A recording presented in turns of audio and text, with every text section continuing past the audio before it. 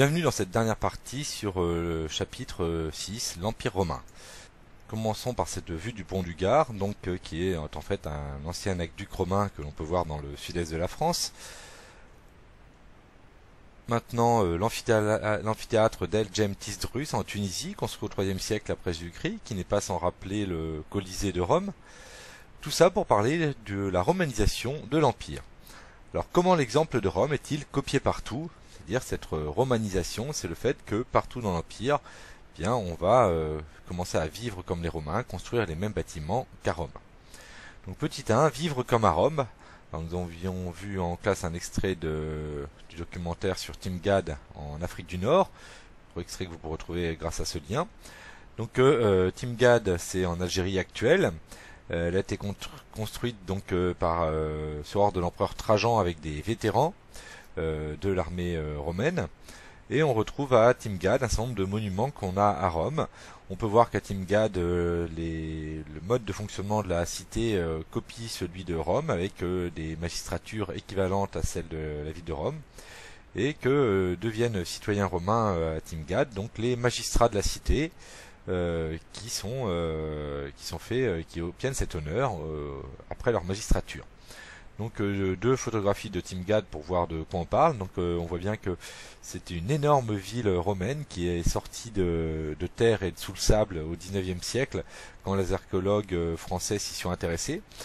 Cette très grande cité dans une région presque désertique a été construite donc à l'initiative, au départ par les légionnaires romains à qui on avait donné cette terre à la fin de leur service. Et on peut voir que il y a quand même beaucoup de choses qui ressemblent à Rome. Alors on voit bien entendu les restes de colonnes qu'on a retrouvés dans les ruines, mais ici vous avez un arc de triomphe. Sur l'autre photo on voit mieux des restes d'un théâtre, du théâtre romain. Au fond l'arc de triomphe qui a été construit donc au nord de Trajan, et un certain nombre de monuments et de rues romaines, de rues comme à Rome qui ont été construites. Donc les habitants de l'Empire romain adoptent la façon de vivre des Romains, c'est la romanisation. Cela est surtout visible dans les villes car celles-ci imitent Rome. Elles construisent des forums, des théâtres, des aqueducs. Elles sont dirigées comme Rome avec des magistrats, un sénat. On peut encore le voir aujourd'hui donc avec les ruines de Timgad en Algérie ou les arènes de Nîmes en France. Alors, la romanisation se voit aussi dans le fait que les citoyens romains vont devenir de plus en plus nombreux. Comment devient-on citoyen romain quand on vit dans l'Empire ?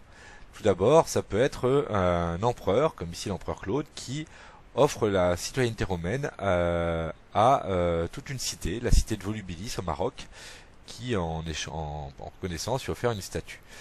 Ça peut être également les anciens soldats de régiments auxiliaires des Romains, ici des Antiochiens, des Lusitaniens ou des Gaulois, qui après 25 ans de service obtiennent pour eux et leurs descendants la citoyenneté romaine. Là, c'est trouvé dans un diplôme qu'avait reçu un soldat pour lui donner la citoyenneté. Enfin, ça peut être des magistrats d'une cité de l'Empire, comme ici la cité d'Hyrnie, qui, après avoir quitté leur charge, deviennent citoyens romains. Donc, voilà les trois moyens pour devenir citoyen jusqu'au IIIe siècle, et qui permet déjà à beaucoup de personnes d'obtenir la citoyenneté dans tout l'Empire pendant 2 siècles. La dernière chose, ça sera en 212, l'édit de Caracalla. L'empereur Caracalla déclare ça a été dit, qu'on a retrouvé dans un papyrus du début du IVe siècle, qu'il donne la citoyenneté romaine à tous les hommes libres de l'Empire. Donc cela signifie qu'ici, hormis les esclaves et bien entendu les femmes, tout homme qui vit dans l'Empire romain et qui est libre devient citoyen romain automatiquement, ce qui permet, comme il le dit, cet édit augmentera la grandeur du peuple romain. Tous les autres peuples peuvent être admis aux mêmes dignités que celles dont les Romains bénéficient depuis toujours. En gros, ça signifie quoi? Bien que les habitants de l'Empire romain sont tellement été romanisés, ont tellement pris des habitudes de vie des Romains, qu'ils sont devenus romains et peuvent donc être citoyens romains. Donc ça se résume de cette façon-là. Pour encourager les habitants à être fidèles à l'Empire, les empereurs accordent la citoyenneté romaine à certains habitants, les vétérans de l'armée, les magistrats des cités et parfois à des cités entières. En 212, l'édit de Caracalla donne la citoyenneté à tous les hommes libres de l'Empire. Cette décision montre que partout les peuples ont adopté la façon de vivre des Romains.